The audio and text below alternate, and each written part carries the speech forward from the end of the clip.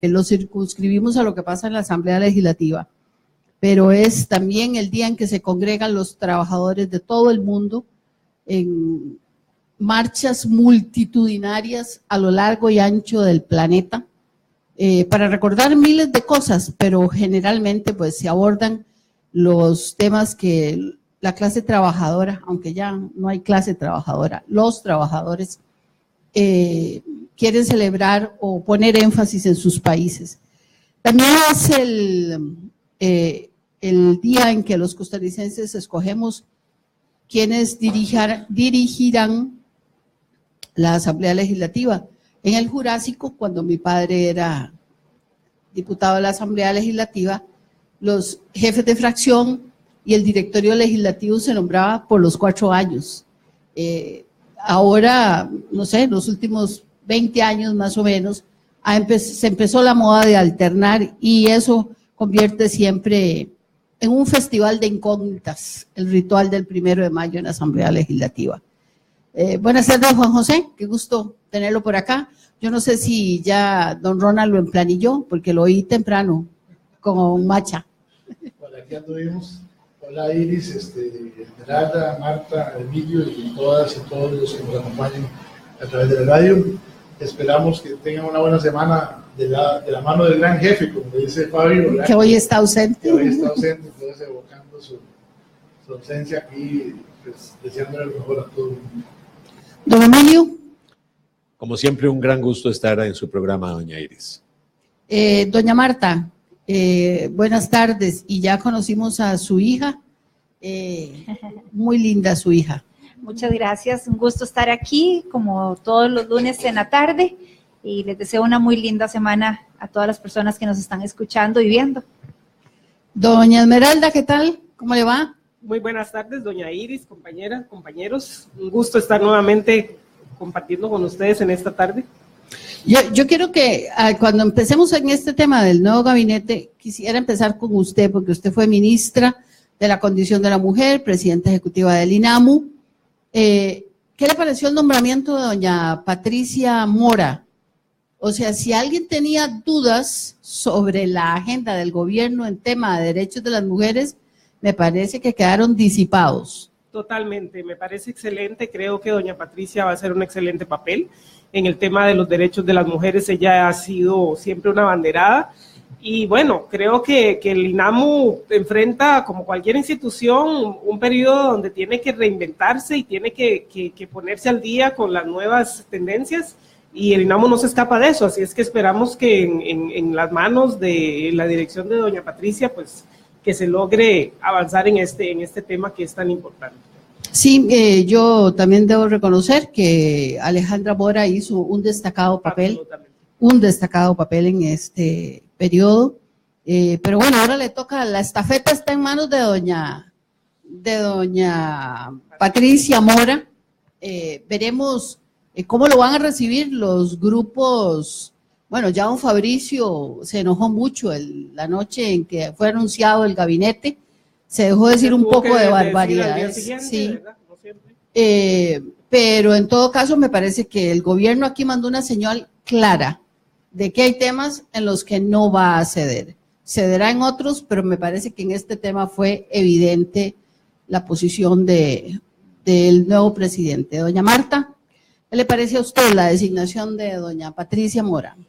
A mí también me pareció una buena decisión. Ella en agenda de control político hizo una destacada labor, no se le puede negar, y se ve que cuando cree en una causa, la defiende a capa y espada, y eso es importante en este sector.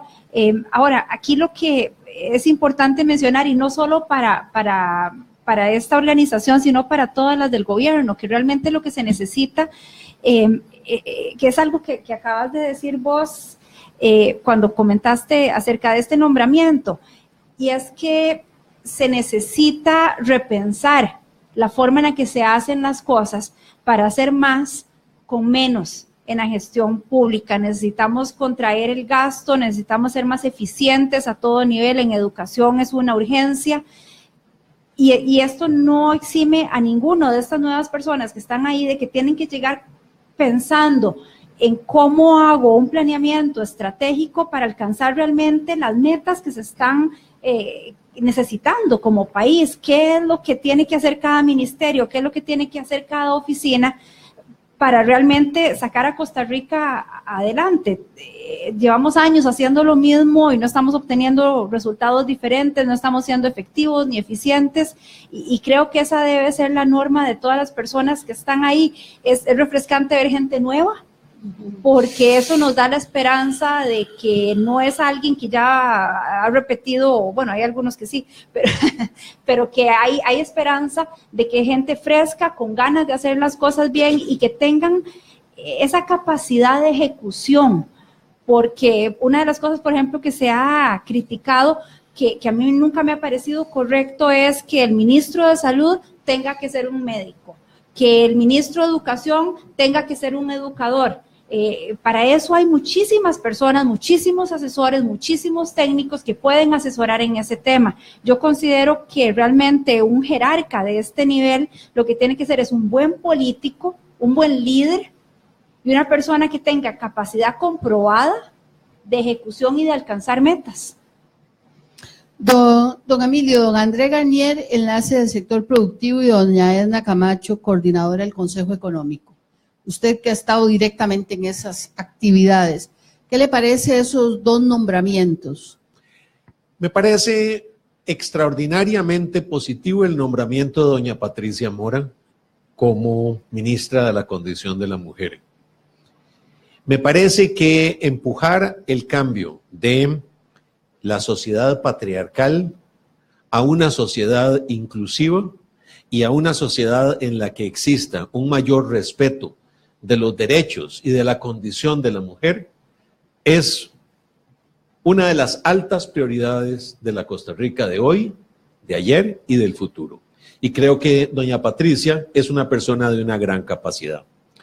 Respecto de don André Garnier, a quien tanto quiero y tanto admiro, no tengo muy claro qué es lo que él va a llegar a hacer allí. Cuando una persona del sector privado vaya a hacer una gestión de economía, ¿va a ir con don André o va a ir al Ministerio de Economía con su titular? Cuando vaya a hacer una gestión referida a aduanas, ¿va a ir con el señor ministro de Hacienda, con el señor viceministro de Ingresos, con el director general de aduanas o con don André? Creo que en las próximas semanas veremos una mayor clarificación de cuál es el papel que él tiene, ya que no tiene cartera, su nombramiento no es el de un ministro como tal, sino que le dan la condición de ministro, y me parece que en el INAMO es así y en vivienda es así. Para realizar un enlace, pues él va a poder hacer, como buen componedor que siempre ha sido y conocedor de todo el sector empresarial, buenos oficios de enlazador y de puente de plata entre unos intereses y los intereses nacionales. Sobre doña Edna Camacho, tengo cifradas esperanzas muy altas. Me parece que doña Edna Camacho es una de las personas más capaces que tiene el país en el ramo de la economía. Es además una persona joven, una persona que va a poder no solamente desarrollar su liderazgo, sino que va a poder ayudar en la atención y resolución de los problemas del gasto, de la recaudación y de la gestión de nuevos ingresos. Doña Edna tiene dos limitaciones en estos momentos en ese campo, en el campo que le va a tocar desempeñar. Una, que está en un partido ajeno. Ella es una ministra prestada de otro partido y va a tener indudablemente diferencias contrastantes con aquellos que, viniendo del partido Acción Ciudadana, que tienen una visión y una perspectiva algo diferente de la suya respecto de control de gasto y apercibimiento de ingresos, habrá de presentarse. Estoy seguro que con su prudencia y su madurez sabrá superarlas mediante los razonamientos del caso, con la serenidad y la madurez que siempre la han distinguido. Yo espero que doña Edna Camacho, como presidente o coordinadora del sector económico, no tenga choques con el Consejo Económico y Social presidido por el vicepresidente que fue designado ayer o antier, porque me parece que las funciones de cada uno de esos consejos también va a tener que afinarse con el propósito de que las fronteras y las líneas no se desdibujen, sino que cada quien tenga seguridad a qué le corresponde hacer en cada uno de sus consejos. Don Juan José Echeverría, me parece que de todos los otros partidos políticos que aparecen en este gobierno de unidad nacional, por lo que yo no llamaría prestados, ¿verdad? Porque en un gobierno de unidad nacional, ahí concurren todos. Me llama la atención que me parece que Liberación Nacional obtuvo los puestos más estratégicos: vivienda, hacienda, comercio exterior y turismo. Son 4 fichas liberacionistas, muy buenas todas, porque uno no puede decir de ninguna que es menos, pero que de alguna manera en esa negociación Liberación Nacional asume un reto muy grande en la conducción de un gobierno de unidad nacional en áreas estratégicas. ¿A qué cree usted que se deba? ¿Fue casual o hay toda una intencionalidad de asumir ese control en esos sectores? Yo pienso que es difícil hablar de que un partido haya obtenido una u otra cosa. Coincido mucho con la visión tuya de que al ser un gobierno que tiene características de una amplia participación, es difícil hablar de que unos u otros son prestados de un partido, y menos cuando el partido en sí mismo más bien rechazó formalmente desde el punto de vista de su estructura la de integrar ese gobierno. Tanto, por ejemplo, Liberación como la Unidad dijeron que no iban a participar, digamos, orgánicamente dentro del gobierno. Pero obviamente los partidarios son libres de participar si el presidente los llamaba. Efectivamente, uno podría pensar que esas 4 personas, me parece que las 4 son mujeres, además. Bien interesante. Están ahí por méritos propios, más que por representación partidaria, ¿verdad? Que no la tienen. Pero hay una coincidencia en que son liberacionistas. No creo que haya alguien que crea que son... Pero no están ahí por ser liberacionistas. No están ahí por ser liberacionistas. Y el Partido Liberación como partido no está participando. Más bien el partido había dicho que no participaba. O sea, bueno, a ver, yo quisiera que abandonáramos la oficialidad del discurso e intentáramos escudriñar en esto, porque es evidente ese vuelco del Partido Liberación Nacional de decir, tienen los 17 votos, si ponen a una mujer, perdón, pero yo me tiño las canas. Pero no dijeron si ponen a una mujer. O sea, Liberación Nacional dijo que iban a apoyar a cualquiera que el PAC postulara. Designara. Sí. Y el PAC fue quien decidió que iba a ser una mujer. Una magnífica señora también. Carolina, sí. Es una muchacha muy joven. Muy competente, entiendo. Yo no la conozco en persona, pero hasta donde yo escuché... Me parece que tiene una característica especial, que es una especialista en resolución alternativa de conflictos, ¿verdad? Esa parte técnica, ¿verdad? Para la negociación. A mí me parece que desde el punto de vista, hay que entender que hay un escenario en el Poder Ejecutivo y otro escenario en el Poder Legislativo. Liberación Nacional va a estar mucho más activo en el Poder Legislativo, no tengo ninguna duda, como partido político. Carlos Ricardo Benavides, que es el jefe de fracción, es una persona muy versada, con una gran experiencia y dominio de estos temas, y va a hacerse sentir, y creo que en buena hora, porque en la Asamblea Legislativa también se imponen muchos... Aunque ya don Roberto Thompson también tuvieron que salir a ponerlo un poquito en orden hace una semana atrás. Liberación Nacional también se está jugando nuevos liderazgos ahí en la Asamblea Legislativa. Me parece que todos los partidos, yo pienso que también la Unidad... Pero nada como ellos. ¿Cuál Bueno, partido no? Probablemente ellos dos más van a diversa ser. y más grande también, ¿verdad?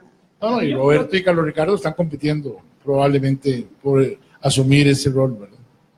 Yo quisiera tocar el tema, ahora que estábamos hablando del directorio y la posibilidad de que una mujer asuma la presidencia del directorio. Precisamente esta mañana el Foro de Mujeres Políticas por Costa Rica, hicimos un comunicado y una conferencia de prensa en la Asamblea Legislativa. Yo no pude estar por razones laborales, pero precisamente apoyando, bueno, primero el gobierno paritario e inclusivo, y segundo, apoyando la posibilidad de que sea una mujer la que presida el directorio legislativo. Serían tres.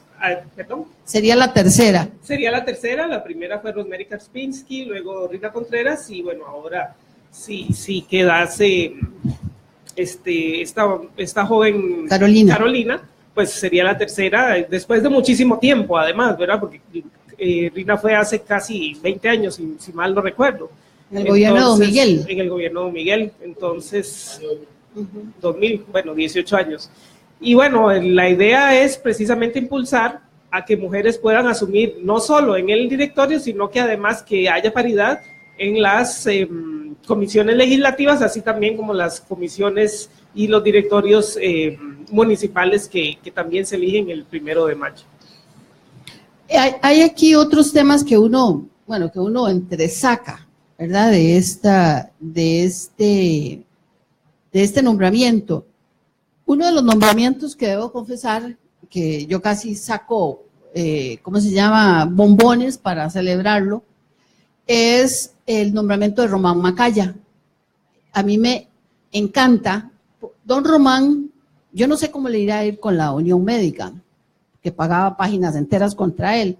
Creó algo que se llama así como el Instituto Observatorio de la Caja Costarricense del Seguro Social, que tramitaba denuncias, especialmente en el tema de las listas de espera, donde en ese momento, antes de que fuera embajador, su tesis era que mucha de la crisis que había en las listas de espera era un problema de los médicos.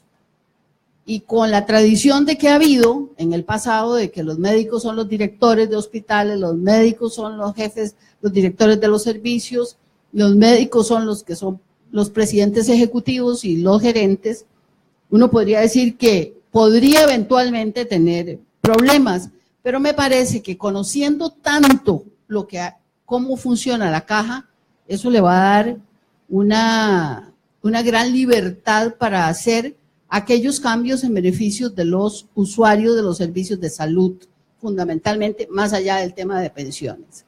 Doña Marta, no sé qué opinión le merece Román Macaya en la Caja del Seguro Social.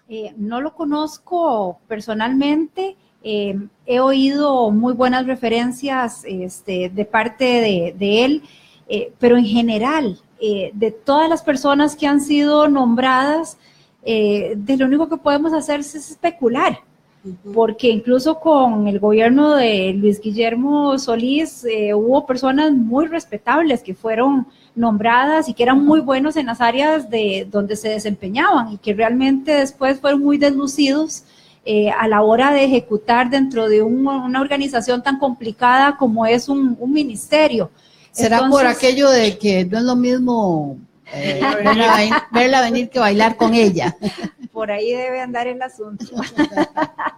Y yo creo, doña Iris, que independientemente, como dice Marta, o sea, de las personas que asuman, creo que el reto aquí, más allá de si es el médico o si es el abogado o lo que sea, es la capacidad de gestión, la capacidad que tenga esta persona de involucrar a su equipo interno para hacer las transformaciones que cada una de las instituciones requieren, porque son instituciones, pero la mayoría de ellas dejarán esos mandos medios. Pero es que ese es el tema, o sea, porque siempre la excusa es que los mandos medios no dejan, es que los mandos medios aquí, los mandos medios tal vez allá. Por eso a algunos nos gusta también Rodolfo Méndez en el MOP, claro, que tiene una capacidad de liderazgo, conoce cómo funciona esa cosa adentro, y quizá alguien que tenga la autoridad para parar a las hermanitas perversas de CTP, CONAVI, COSEBI, concesiones, que han hecho lo que les da la gana.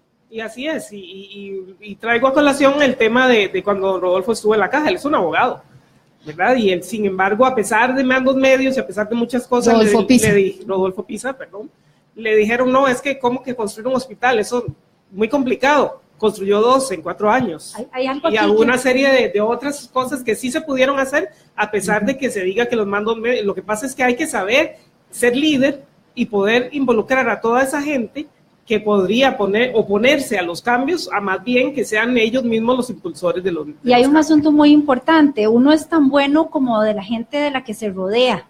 Entonces, los asesores y las personas que tenga alrededor este ministro o este jerarca es lo que va también a ayudar a que sea más o menos efectivo. Y ya yo veo como una buena señal, no sé si recuerdan en la administración saliente, que se nombraron viceministros antes de nombrar a los ministros. A mí me pareció la barbaridad más grande del mundo, porque ¿cómo le van a poner a uno, a alguien impuesto, que no es de su total confianza, que no lo conoce, que no sabe cómo trabaja, y ya ahora por lo menos se nombraron los ministros para que, asumo yo, que ellos escojan a la gente que les va a ayudar y quienes sean sus compañeros de batalla. Entonces, desde ese punto de vista, por lo menos vamos viendo que las cosas están haciendo en orden. Don Emilio, uno de los nombres que más llamó la atención y que más expectativa ha creado es el nombramiento del ministro de Educación. Yo no sé si ha podido leer algunas de las cosas que él ha dicho o alguna entrevista, pero sin duda, digamos, se sale de la tradición de un ministro de Educación, aunque bueno, uno podría recordar a Leonardo Garnier ahí, ¿verdad?, que es un economista, llega a esa cartera, incluso la utiliza por 8 años. Así que, no sé, sus primeras impresiones sobre este nombramiento de don Edgar Mora. Gracias, doña Iris. Creo que Román Macaya va a ser un extraordinario presidente ejecutivo de la Caja del Seguro Social, por las razones que usted ha señalado, pero por algunas otras que no alcanzó a mencionar. Él ha sido, desde la época del Tratado de Libre Comercio, un defensor de los productos genéricos de alta calidad. Y la Caja del Seguro Social es uno de los grandes consumidores de productos genéricos de alta calidad. Creo que eso, el hecho de no ser médico y el haber sido cabeza del instituto que daba seguimiento a las presas, a los atrasos que generan los biombos, que generan y estimulan la consulta privada de personas que ya han pagado el seguro. Me parece que va a ser una persona que va a poder proyectar la seguridad social de una manera distinta. Pero cuidado, me parece que puede ser que las fuerzas internas también se movilicen para generarle conflictos, porque usted comprenderá que los que estaban generando atrasos para cosechar consultas no van a estar muy cómodos con aquello. Y las que venden patentes no van a estar muy conformes con la entrada de los genéricos. Pero tal vez para aclararlo, porque la gente podría tener alguna duda, él está en el campo de veterinario, ¿verdad? No es de agroquímicos. Sí, no es la producción de medicamentos para humanos. Claro, pero es una persona que tiene el concepto claro que con alta calidad los agroquímicos o los veterinarios o los humanos pueden perfectamente utilizarse y rebajarse el costo de operación y de la cura en el caso de los seres humanos. Además de que la caja en general compra la mayoría de los medicamentos de la caja son genéricos. No. Se lo voy a decir, en hipertensión dan Iversatán y es el genérico. Cuando usted ve los desembolsos más importantes de la Caja del Seguro Social, son respecto de las especialidades vendidas y cubiertas bajo patente de las 5 o 7 grandes consorcios mundiales. Lo que es la mostacilla, si la compran genérica local o en India o en China. Y vamos a ver grandes cambios en ese ámbito, a mi juicio, también. Respecto al señor ministro de Educación que me preguntaba usted, bueno, en redes sociales se le ha criticado mucho por tener una enorme cantidad de causas penales, denuncias, acusaciones, procesos abiertos ya en sede judicial. A mí eso no me tiene totalmente sin cuidado. Y si tiene esos procesos, que le haga frente y los combata y los explique. Me parece que muchas de esas acusaciones no son sino acusaciones políticas de los partidos adversarios de él en la alcaldía de Curridabat. Tengo la impresión de que él ha sido un extraordinario gestor en Curridabat y un transformador en su comunidad. Quienes lo conocen de cerca me decían que es una persona que logra lo que cree que es conveniente lograr. Y ahí es donde comienza a tener choques y diferencias con el entorno y que ha llevado algunas de estas acusaciones. Como ministro de Educación, me parece que va a ser de avanzada, doña Iris, y que muchas de las cosas que hemos creído que no podían hacerse porque el fuero conservador del costarricense lo iba a impedir y creo que estamos, como dicen los niños en la calle, a tiro tigre de alcanzarlo. Y vamos a ver. Espero que sobreviva a la primera huelga, porque ministro que no sobrevive a la primera huelga del magisterio, pues tiene que ser y es generalmente recambiado. Algunos ni siquiera con huelga. Yo recuerdo a don Claudio Gutiérrez, exrector de la Universidad de Costa Rica, que no llegó ni a los 6 meses, pero María Fernanda hace ratos hace tijeritas, así que ya casi estamos de regreso.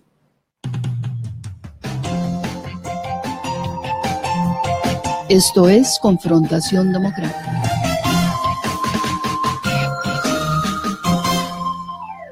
Mi gobierno deja un país mejor que el recibido hace 4 años. Redujimos la pobreza, construimos más escuelas y colegios, la economía continúa creciendo y los precios se han mantenido estables. Llegan más turistas, exportamos más productos, atendimos las emergencias con amor por nuestra gente.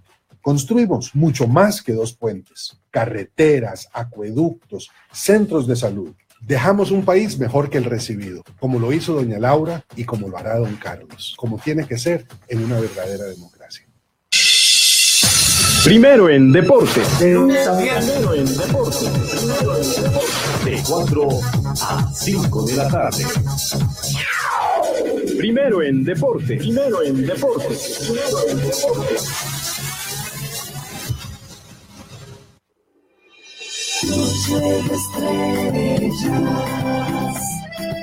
Noche de estrellas. Noche de estrellas. Noche de estrellas. De lunes a viernes, de 7 a 8 de la noche. Noche de estrellas. En Radio Centro, la radio completa.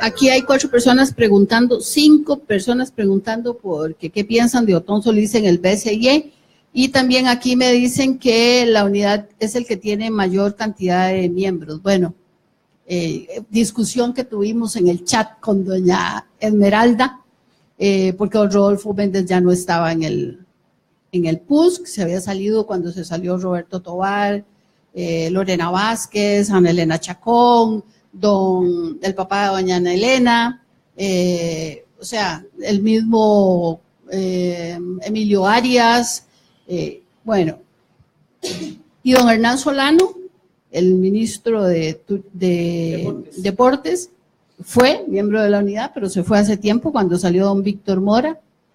Doña María Fulmen también salió en ese periodo, fue de la unidad, y don Carlos Manuel Rodríguez está ahí no por ser miembro de ningún partido político, no sé si milita ahora en la unidad. Él se considera social cristiano. Ajá, pero no sé si milita en la unidad, pero llegó ahí por los sectores, creo que me decían que alrededor de 70 organizaciones no gubernamentales del sector conservación ambiental propusieron su nombre. No sé si quieren hacer algunos comentarios sobre Iris, eso. a mí me encantaría comentar sobre el nombramiento específicamente de Otón. Una de los grandes cuestionamientos que ha habido de esta conformación de unidad de diferentes partidos, por meritocracia, por representación de las otras fracciones, ha sido cuánto va a durar. Y lo ha dicho muchísima gente, ¿va a sostenerse esto o no va a lograr sostenerse? Y yo creo que lo que hizo el gobierno fue una movida magistral para tratar de darle el espacio a la agenda económica de don Rodolfo Pisa y darle el espacio que se merecen para que puedan realmente hacer su trabajo. Y con Otón y con EPSI metidos ahí, no lo iban a poder hacer. Entonces, fue una movida magistral de darles 2 puestos muy buenos, importantes, pero que están fuera del espectro central, que pueda tener una injerencia directa en esa gestión que necesitan que salga bien, por el bien del país y el bien de ese gobierno. Sí, yo coincido con eso. Me parece que tanto el caso de EPSI, Cancillería, como de Otón en el BESIE, son 2 formas de personas con mucha presencia en el campo económico, de tenerlos fuera para que no generen ningún tipo de contradicción con el sector que va a estar trabajando. A ver, yo pienso que doña EPSI, evidentemente, al ser canciller, estará muy limitada para no ser Otón. En el caso del BCIE. Yo esperaría que Otón, que además es una persona muy, muy dedicada, mejore muchísimo la relación Costa Rica-BESIE, ¿verdad? O sea, realmente uno a veces no tiene muy clara de qué nos ha servido esa relación, ¿verdad? Él va a quedar también como asesor del presidente, ¿verdad? Y en ese sentido... El grupo, ¿cómo se llama ese? Algo de ético. Sí, es que también va a estar de ética con doña Margarita Penó y don José Manuel Arroyo, pero el día del anuncio del gabinete, don Carlos Alvarado dijo que iba a ser asesor personal del presidente. Exacto. Pero bueno, pareciera ser que sí se quiere apostar por la propuesta económica. Yo no diría de Rodolfo Pisa, pero sí que Rodolfo Pisa puso sobre la mesa de negociación y que me parece que obedece a un sector privado y productivo, ¿verdad? Que claramente, digamos, tiene fe de que este acuerdo avance. Y además en la que hay una gran coincidencia con el Partido de Liberación Nacional, evidentemente, porque hasta ahora ni antes ni ahora los he escuchado oponerse a algunos de esos planteamientos. De hecho, desde hace mucho rato el éxito que ha tenido el modelo, por ejemplo, de Costa Rica, con todo el tema de comercio exterior y todo el tema de apertura y atracción de inversiones, ha sido que tanto la Unidad como Liberación lo compartían y poco importaba quién estaba gobernando. Las estrategias, por ejemplo, en Comex no variaban. Había ya una estructura técnica muy consolidada que venía. Incluso creo que doña Anabel González venía de la unidad la primera vez cuando cuando estuvo negociando incluso el tratado de libre. Correcto. Así es. Ajá. Sí, entonces, con Alberto Trejos. Exacto, es la parte del equipo de Alberto. Así que en esa parte no va a haber mayor dificultad. Quien podría haber sido un contrapeso, que va a ser contrapeso, pero no como para obstaculizar, era el PAC, pero con estas, digamos, piezas colocadas en otras áreas, probablemente va a haber menos choque. Y eso es importante. Ahí pareciera que hay una unidad de pensamiento en el tema económico, ¿verdad?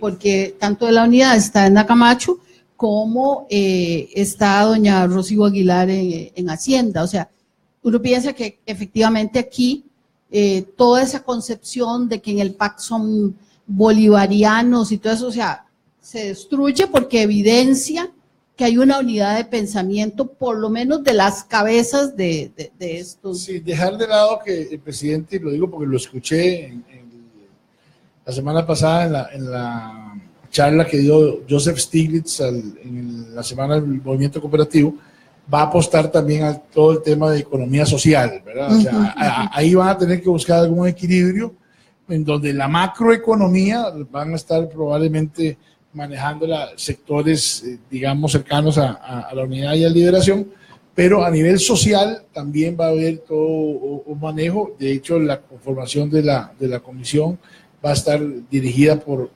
Marvin Rodríguez, es el vicepresidente. Ajá. Que la va a Sí, don Marvin Rodríguez. Marvin Rodríguez.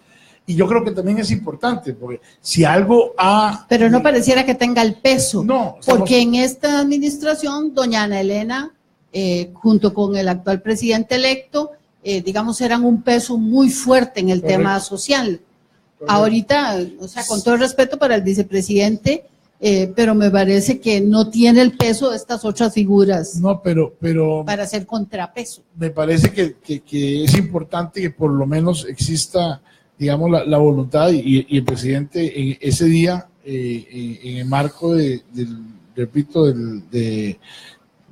la Semana del Cooperativismo, sí habló de esto, porque hay una cosa que es cierta. Uno de los reclamos que hay a todo el modelo de desarrollo económico que Costa Rica ha venido impulsando en los últimos años es que no ha beneficiado a todos por igual, y tenemos que ver como país cómo generar algún mecanismo de equilibrio para que todos tengamos algún beneficio.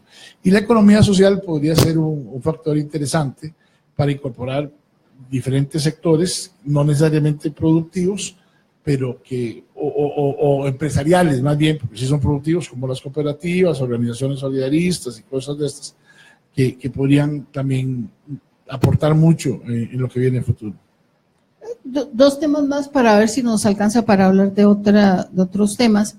La presencia de Juan Carlos Mendoza, embajador de Naciones Unidas, como el encargado de comunicación, tiene una maestría en comunicación.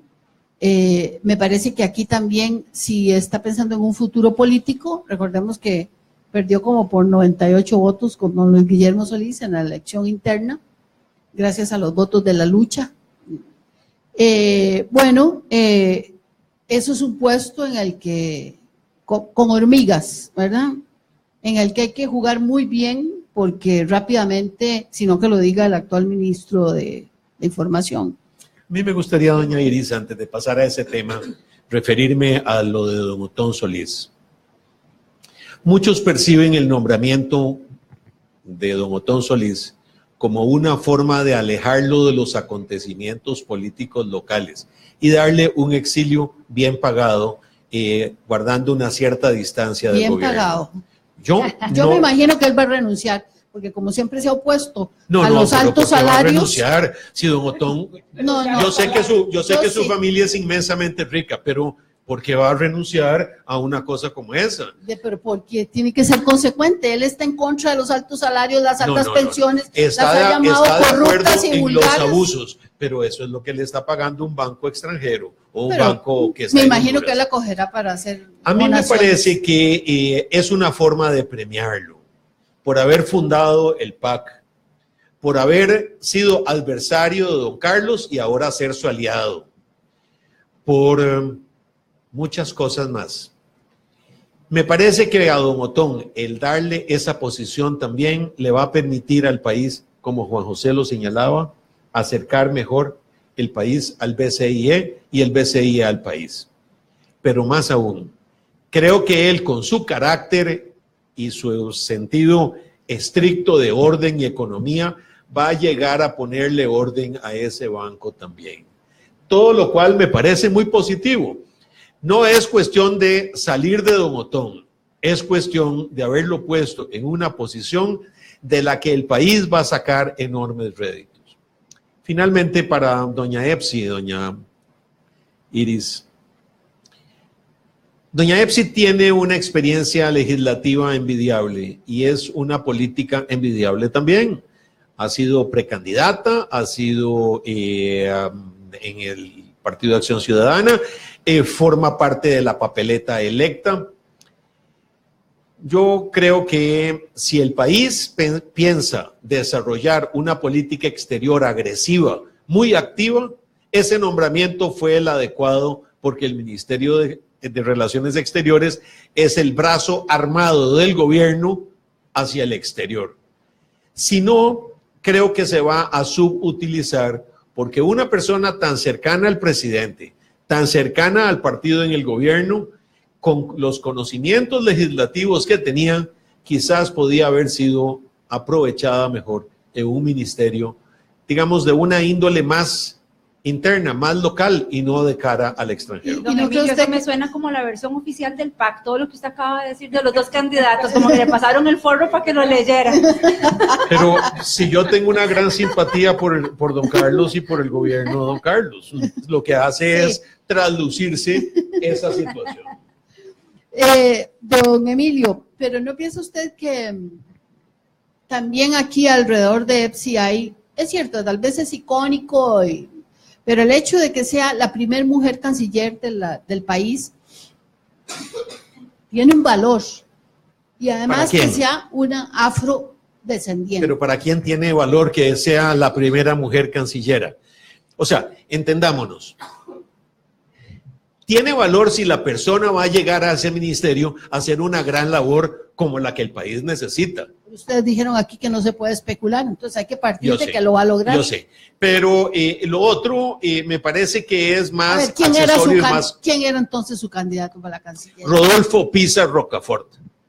Así empezamos a hablar mejor. Don Rodolfo Pizza, en realidad, el puesto que él tenía que ocupar es el de presidencia, si él quiere velar porque el acuerdo que se firmó, ese sí es un hueso con hormigas. Sí, estamos totalmente de Yo acuerdo. habría puesto ahí a doña Epsi Campbell, porque doña Epsi es del riñón del PAC, es del riñón de Carlos, es del riñón del otro vicepresidente, es del riñón Don de Emilio Otón. quiere que el PAC se compre todas las broncas. Lo que pasa es que don Rodolfo Pizza posiblemente haría una excelente labor como canciller, pero entonces se desconectaría completamente del acuerdo que se firmó para lograr que ese acuerdo, velar que se cumpla, y también el trabajo que se puede hacer directamente hacia la Asamblea Legislativa. Yo creo, Esmeralda, que el puesto ideal para Rodolfo hubiera sido un Mideplan, porque hubiera logrado igual darle seguimiento a los acuerdos, pero hubiera podido entrarle de lleno al tema de reforma del Estado, que es un tema que él maneja muy bien. Pero no Mideplan tan deslucido como hay en este momento, sino reforzado. No, es que perdón, Mideplan es un ministerio importantísimo, lo que pasa es que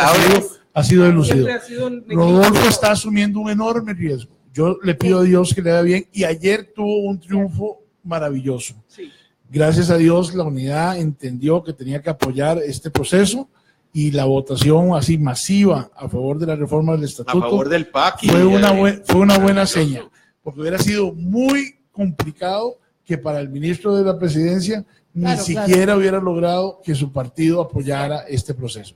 Así que está empezando con el pie derecho. Pero es muy arriesgado el movimiento que Rodolfo asumió. Le sobra capacidad, no tengo ninguna duda, pero el Ministerio de la Presidencia es un ministerio muy complejo, y para mí tengo como una verdad absoluta que debería de haber sido ocupado por una persona que fuera el alter ego del presidente, alguien que se comunicara telepáticamente. Y una estrategia del presidente para trasladar responsabilidades a otro sector. No creo. Yo creo que Carlos Alvarado ha actuado con absoluta buena fe. Con una seriedad y una buena fe. A mí me encanta la forma en que lo está haciendo. Pero Rodolfo, ojalá le vaya bien, porque si le va bien a él, le va a ir bien al país, pero asumió un riesgo. En Mideplan hubiera sido un ministro de lujo, hubiera estado igual de cerca del presidente y hubiera tenido el control también de los acuerdos, porque Mideplan tiene capacidad para involucrarse en toda la gestión del gobierno. Sí, coincido en esa parte, pero creo que ese inicialmente debe haber sido el acuerdo inicial que se firmó entre ellos para lograr ese proceso de acuerdo nacional. Entonces, esperamos que yo no quería terminar. Lo de Juan Carlos Mendoza, a mí sí no me gustó. Juan Carlos Mendoza me parece que es uno de los grandes responsables de la crisis fiscal que está viviendo este país. Juan Carlos Mendoza, siendo diputado, boicoteó desde adentro el plan fiscal que se había aprobado, siendo él el presidente de la Asamblea Legislativa y siendo él el responsable del proceso que se siguió para la aprobación de ese plan, también lo torpedió. Estuvo en contra, como casi todos los diputados del PAC, porque Otón no era diputado del PAC, y desde afuera, brincándose a la comisión política del PAC, que por cierto aquí Román Macaya vino a denunciarlo, además con documentos internos de Otón. Lo cierto es que, pasando por encima de las autoridades del PAC, llega a negociar con doña Laura, y los diputados al final tienen que acomodarse para no hacerle el feo Otón. Don Otón era el PAC. No es porque lo creyeran, pero a ver, yo quiero decir en Carlos es uno de los cuadros más representativos del PAC, probablemente anden por parecido de edad al presidente electo. Yo no sé si ese era el puesto para él, pero sin duda me parece que como negociador en la Asamblea Legislativa, y para recordar que ese plan fiscal se viene abajo por un diputado de la unidad de San Ramón, de Liberación de San Ramón. Ese es el que se trae abajo, a pesar de que había insistencia de que se había pasado el periodo, él insiste en votarlo cuando ya no se podía votar, y obviamente la Sala Cuarta decidió que era inconstitucional. Pero yo quería decirles dos cosas. A ver, hay elección de presidentes, ya la unidad lo adelantó con 5 meses, que me parece demasiado tiempo, pero en el PAC también dicen, se escucha el nombre de Mario Carazo para presidir el Partido Acción Ciudadana, porque su presidenta, doña Marcia González, va de ministra de Justicia. Claro. No sé si tienen alguna opinión. Lo del PAC es muy lógico, porque si efectivamente Marcia va para el gobierno, no puede seguir siendo presidenta del PAC. Lo de la unidad, evidentemente, es que aprovecharon el momentum, ¿verdad?, de un acuerdo, porque Randall Quiroz obedece a la facción de Rafael Ortiz y Rosibel Ramos a la de Rodolfo Pisa. Entonces, las dos grandes fuerzas se pusieron de acuerdo de una vez y 5 meses antes fútbol olímpico para el actual presidente, bueno, para el presidente y el secretario general, que además son diputados. Exacto. Sí, fueron una jugada no es contra ellos, porque ellos pueden seguir hasta el final de su periodo. Sí, doña Iris, respecto de Juan Carlos Mendoza, a mí me parece que es un tipazo y sumamente inteligente y sumamente hábil en el manejo de maquinaria. Logró convertirse política. En el primer presidente de la Asamblea Legislativa del Partido de Acción Ciudadana, algo que no pudo hacer Dogotón. Así es. Lo que sí creo es que no va a ser fácil para él reemplazar a don Mauricio Herrera Ulloa, porque don Mauricio es el periodista más premiado, más distinguido y más famoso que existe en este país, ha existido y tal vez exista. Tiene más premios nacionales, internacionales, galardones, menciones, medallas y galardones que don Oscar Arias, que es tal vez el segundo después de él en el número de premios. No es sencillo reemplazar a una figura, como decimos en inglés, paramount. O sea, una figura de esa dimensión colosal. Pero me parece que si alguien podía reemplazarlo, era una persona de la habilidad política que tiene don Juan Carlos. Sí, hay que reconocerle que, a ver, creo que tiene varios negociadores que no están en primer plano, el presidente. Uno es Víctor Morales en la Asamblea Legislativa, sí, que sin duda va a asumir ese rol, y otro a nivel también de partidos políticos. Me parece que Juan Carlos Mendoza cumple bien esa función. Michael Soto al OIJ, seguimos trayendo gente del Poder Judicial para que hagan el trabajo, que no hay políticos que sepan de seguridad. Me dicen tiene que un gran conocimiento y una gran capacidad. Sí, ¿Cómo se va a desarrollar? No lo dudo. El tema es, ¿por qué no hay un político que hable de políticas públicas de seguridad? ¿Por qué insistimos en policía? Además, yo he oído solo cosas buenas de él, no lo conozco personalmente, pero a mí me parece que Marta está planteando un tema que es importante. El organismo de investigación judicial es una fuerza policial, tiene una muy técnica, muy importante, y lo propio sería que hayan equilibrios en el tema de seguridad. A mí me preocupa un poco que se concentre toda la seguridad del Estado, del país, en personas que vienen con una misma línea de pensamiento, con una misma expertise.